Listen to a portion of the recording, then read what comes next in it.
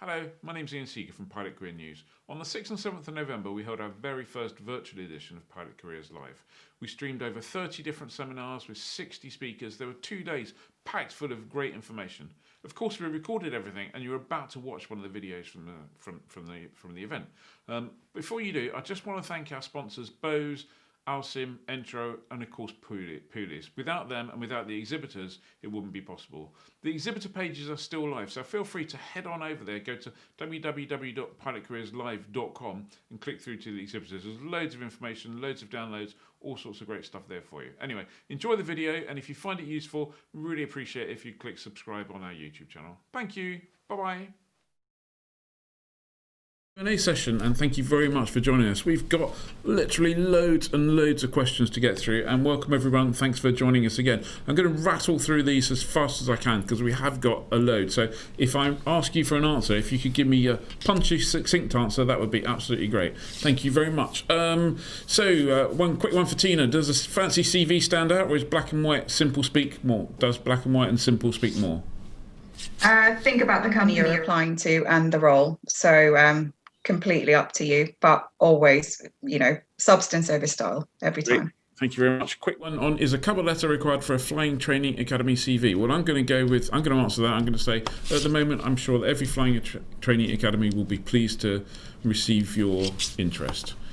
What's the difference? Let's move down to, just scrolling down quick, Bristol Ground School 1. I've got Alex here to my left. Will Bristol Ground School continue as an Austro Control exam centre once Brexit happens? Asking for a friend.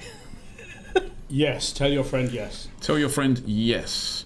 We'll have to come back to that a little while. There's a question for Michael Dr. Fonzo here. Is there a weight limit to be a pilot? If so, what's the figure? BMI of 35. So that's a question of your weight and height.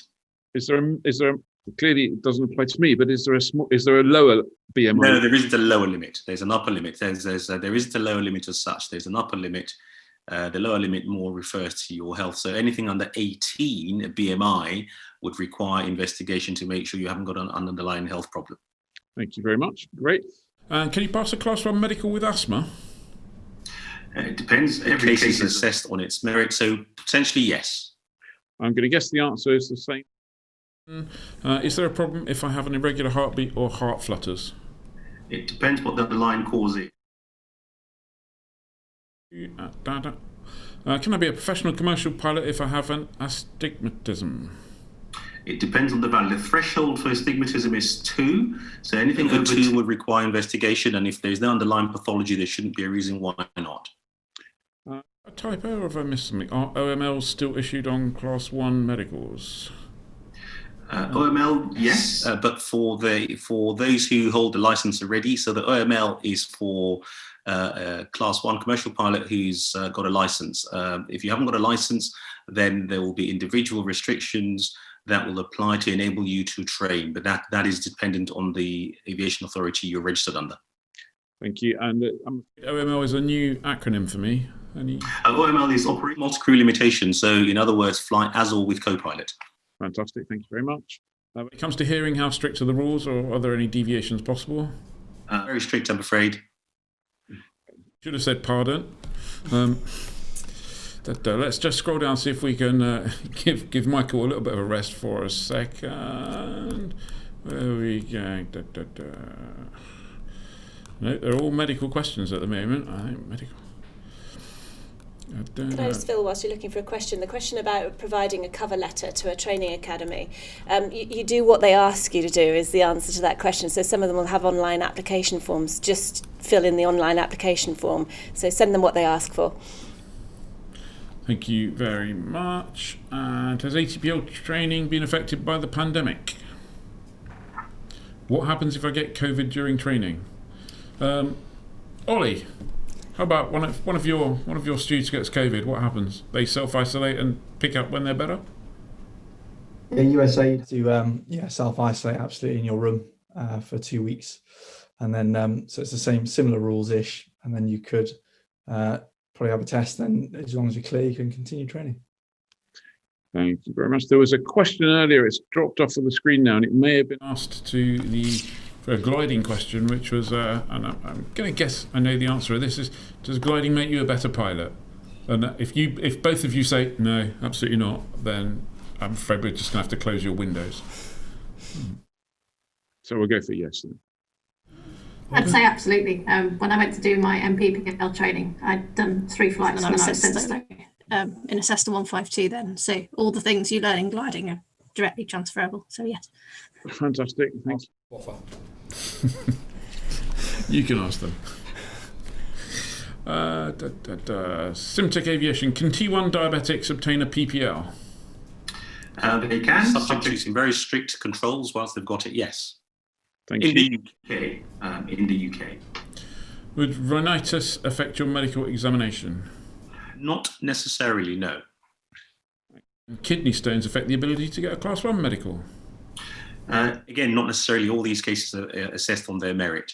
So if you've passed the kidney stone, then there should be no problems. If you still have the kidney stone, it depends where the kidney stone is sitting. So the whole idea is depends on the risk of the kidney stone moving, which causes pain. So each case on its individual merit. And what if your BMI is higher than 35 due to muscle mass rather than being overweight? So unfortunately, they make any distinction between muscle mass and fat per se. So it's just a pure BMI of 35. And what happens if your BMI is over 35? Is that like a unfortunately, you get to spend quite a lot of money because then you need to go and see a cardiologist to check that your BMI doesn't have an impact on your heart and you don't have an underlying coronary blockage, for example. So further tests, in essence, to prove to the CAA that there isn't an underlying problem. Then you'll also need a medical flight test.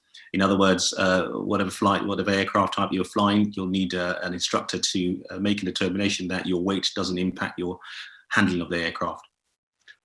Okay, so more muscle just might mean more money. Yes. Okay, there's a question highlighted in yellow here, which I guess is because someone's keen to have it answered. Ben, I've transferred... No, sorry, Ben's the person asking the question, not the person I'm asking. I've transferred Solid to IAA as I want both EASA and UK licenses. UK said they'll accept an EASA Class 1 for up to 2 years when I reval my EASA Class 1. Can I get a UK revalidation at the same time, and is it the same standards? Is that for me? Yep. Not yet. The same rules apply as a pilot can't hold two EASA member state licenses at the same time. You cannot equally hold 2 EASA member state medicals at the same time. After the 31st of December this year, if we've crashed out without a deal, then you would be theoretically able to hold a UK license and an IA license or medical. At the moment, you can't hold both. Thank you very much. Let's just scroll. How are we doing? It's a question for Tina. Someone was saying, if airlines care about your past jobs, what sort of jobs should you apply for while you're saving money for flight training? What's going to look good on the CV as a job? So again, very individual, but I would say any kind of role that's going to develop you, in terms of the pilot competency. So even things like, having a really good standing in customer service, understanding the commercial aspects of a business, team working, they're all going to help you later down the line, to get noticed. So, just think about what you need as a pilot and think about other ways in which those transferable skills could be utilised. Thank you. Quick question for Marnie here. Someone's asking, do you know of any opportunities available anywhere in the aviation industry at the moment? Can you unmute? Thank you. There are still airlines that are actually accepting applications. So the likes of Wizz Air, I believe, Ryanair, still accepting applications. I'm not sure in the last 2 weeks whether that's still applicable, but they were as of quite recently. So basically, if you're looking for opportunities in aviation, that's going to be changing fairly regularly, and you need to kind of stay on top of things and stay engaged and keep looking Absolutely. as much as you can. I think for now it's if you can get an application in, great. Put yourself in the pool. If you just look out, get informed, and research. Fantastic, thank you. Any other questions you picked up along the way that we need to? Gosh, there were lots. There was another question in there about diabetes. Did we get that one asked? I think we got the diabetes, and I think the answer was it depends, wasn't it? The answer is in the UK, possibly yes. All right, sorry. Okay. And just whilst Ian's scanning through, we mentioned in the female pilot session earlier quite a number of links to organisations and sponsorships and scholarships that are available. So we're going to try and put those up on our website later, so look out for those as well. Have you found any more there, Ian? I've found another class 1 medical question, which is, if I get a class 1 and choose not to revalidate it after a year, how long is it before I need to do another initial compared to a revalidation? 5 years. 5 years, there you go. Your answers, Michael, are just too precise and too quick. We get these questions quite a lot. I think we are done on the... There's another. No. Oh dear. Medical question. Back in February 2019, I had a pneumothorax. Now completely recovered, is that still a problem? Again, necessarily, it depends what treatment you had, whether it was open surgery or closed surgery. It all depends. And also it depends how many pneumothoraces you've had. So it's not necessarily a problem. As with most of these cases, we will look at it or the CA looks at it on the individual merits. So basically it's check with your AME. Exactly, yes. So the good news is it's not an automatic no. That's the good news. That is good news. Excellent, well done. I think something new just came through Something there. new just came through here. Sorry, we're kind of scrolling up and down on the screen. They all come in different orders. That one, yeah. There you go. Question for medical. Are there any other doctors here who want to give Michael a break, or is everyone just happy to carry on listening to him? Or we could just make up the answers. I don't know. I have a nerve disease that would not affect me flying. Is there a way to ask medical examiners whether this would prevent me obtaining a Class 1 without having to spend pounds to get a no? It's possible, depends who you talk to. So some people might entertain it and see. So I would go on the CA website and look for your closest aeromedical examiner and ask the question. Drop them an email. And find them just doing a Google search, find an AME and put your region, and those in your area will come up. Now, there's another question, another medical question that's come up. We're laughing because I'm going to leave Ian to ask this one. I'm not sure if it's just someone in the other room writing some stuff out to see if I can pronounce it, because I've never heard of it before.